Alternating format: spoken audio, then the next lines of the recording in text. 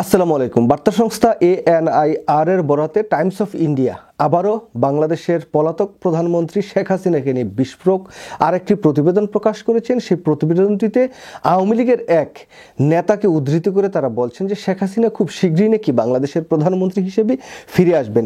আমি যদি সংবাদপত্র থেকে একটু কোট করি, তারা বলছেন যে আজ বুধবার 12 মার্চ ভারতীয় বার্তা সংস্থা ANRI এর বরাতে এই খবরটি দিয়েছেন টাইমস অফ ইন্ডিয়া। সংবাদ মাধ্যমটির প্রতিবেদনে রাব্বি আলমকে আওয়ামী লীগের জ্যেষ্ঠ নেতা এবং হাসিনার ঘনিষ্ঠ সহযোগী হিসেবে উল্লেখ করা হয়। এনআইআরে রাব্বি আলম বলেন, প্রধানমন্ত্রী হিসেবেই শেখ হাসিনা ফিরে আসছেন। তরুণ প্রজন্ম ভুল করেছে, কিন্তু এটি তাদের দোষ নয়, তাদেরকে ভুল পথে নেওয়া হয়েছে। এই সংবাদটির আরেকটু দেখি। তারা বলছেন যে গত 5ই আগস্ট ছাত্র জনতার অভ্যুত্থানকে সন্ত্রাসীদের অভ্যুত্থান আখ্যা দিয়ে রাব্বি আলম বলেন, বাংলাদেশে আক্রান্ত হয়েছে এবং তা আন্তর্জাতিক সম্প্রদায়ের দৃষ্টি আকর্ষণ দরকার। রাজনৈতিক অভ্যুত্থান ঠিক আছে, কিন্তু বাংলাদেশে তা হচ্ছে না, এটি সন্ত্রাসীদের অভ্যুত্থান। দেখুন, ছাত্র জনতার এই যে বিজয় বা ছাত্র জনতার অভ্যুত্থানের মধ্য দিয়ে শেখ হাসিনা বাংলাদেশ থেকে পালিয়ে গেলেন, সেই অভ্যুত্থানটিকে তারা বলছেন যে এটা নাকি সন্ত্রাসীদের অভ্যুত্থান। কত বড় স্পর্ধা, চিন্তা করা যায়। এই রাব্বি আলম আসলে কোন রাব্বি আলম আমি জানি না, এটা কি গোলাম রাব্বিনী বা রাব্বি আল্লাহ জানে কি, কিন্তু তারা যে স্পর্ধা দেখাচ্ছে, আর এই যে টাইমস অফ ইন্ডিয়ান যে সংবাদ মাধ্যমগুলো আছে, তারা কি টাইপের যে সংবাদ প্রকাশ করে এবং কোন জায়গা থেকে কোন নেতাকে তুলে এনে তাদেরকে উদ্ধৃত করে যে আজগুবি সংবাদ প্রচার করেন, সেটা কিন্তু দেখার বিষয়। আপনারা দেখতে পাচ্ছেন যে তারা কি সংবাদ দিচ্ছেন। এখন শেখ হাসিনাকে বাংলাদেশে আনার জন্য ডক্টর মোহাম্মদ ইউনূস ভারতকে চিঠি দিয়েছেন। ভারত সেই চিঠির জবাব এখন পর্যন্ত দেয়নি। শেখ হাসিনাকে বাংলাদেশে কি পাঠাবে নাকি পাঠাবে না, সেটার কোনো কুলকিনারা নাই। আর শেখ হাসিনার জন্য বাংলাদেশের আইন আদালত প্রস্তুত যে শেখ হাসিনা বাংলাদেশে আসবে, তাকে সাদরে গ্রহণ করবে। তো শেখ হাসিনা আসুক। শেখ হাসিনা যদি মনে করে শেখ হাসিনা বাংলাদেশের প্রধানমন্ত্রী, তাহলে শেখ হাসিনা আসুক। এটা তো আমরা সবাই চাই, বাংলাদেশের জনগণও চায়। কিন্তু তারা তো পালিয়ে থেকে ইন্ডিয়ায় বা বিভিন্ন দেশে পালিয়ে থেকে এই সমস্ত বড় বড় কথাবার্তা বলার কোনো প্রয়োজনীয়তা আছে বলে মনে করি না। যদি সে মনে করে এখনও সে বাংলাদেশের বৈধ প্রধানমন্ত্রী, তো আসুক না কেন।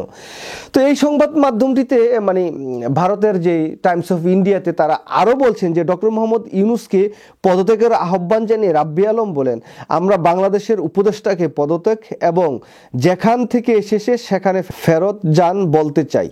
প্রধানমন্ত্রী হিসেবে শেখ হাসিনা ফিরে আসছেন।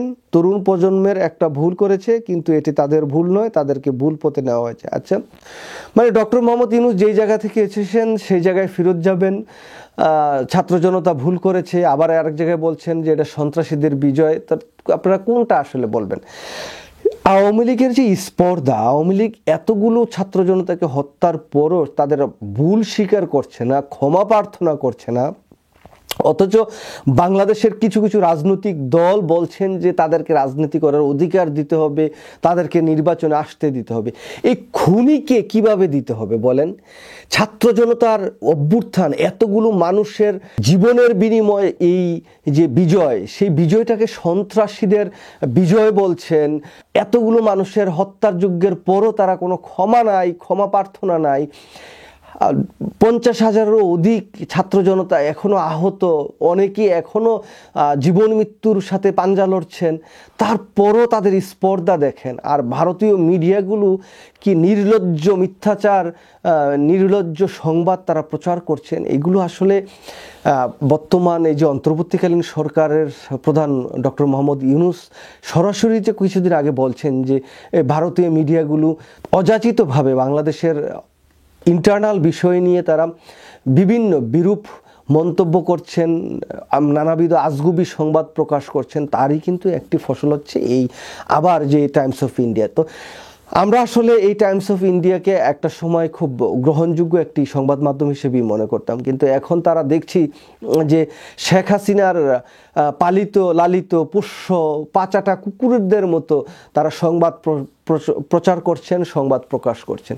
তো যাই হোক, যারা এখনও আওয়ামী লীগের পক্ষে বাংলাদেশে কথা বলেন, একটা বৃহৎ রাজনৈতিক দল হিসেবে মনে করেন, আমি অন্তত পক্ষ এই বিষয়টি মনে করতে পারছি না, কারণ তারা যতদিন না পর্যন্ত বিচারের আওতায় না আসবেন, যতদিন পর্যন্ত না এই যে হত্যাযজ্ঞের দায় স্বীকার করে জনগণের কাছে ক্ষমা না চাইবেন, আর যারা এই হত্যাযজ্ঞের সাথে সম্পৃক্ত ছিল তাদের বিচার না হবে, ততদিন পর্যন্ত বাংলাদেশের মাটিতে আওয়ামী লীগ, শেখ হাসিনা বা শেখ পরিবারের বা আওয়ামী পরিবারের কেউ এই আওয়ামী লীগ নামে রাজনীতি করুক, সেটা কোনোভাবেই কাম্য হতে পারে না। এবং তাদেরকে কোনোভাবেই কোথাও কেউ যদি পুনর্বাসিত করতে চায়, তাদের বিরুদ্ধে ছাত্র জনতা, বাংলাদেশের সাধারণ জনগণ কঠিনভাবে তাদেরকে প্রতিহত করবে, এটা আমি দৃঢ়ভাবে বিশ্বাস করি। সব ভালো থাকবেন। আল্লাহ হাফেজ।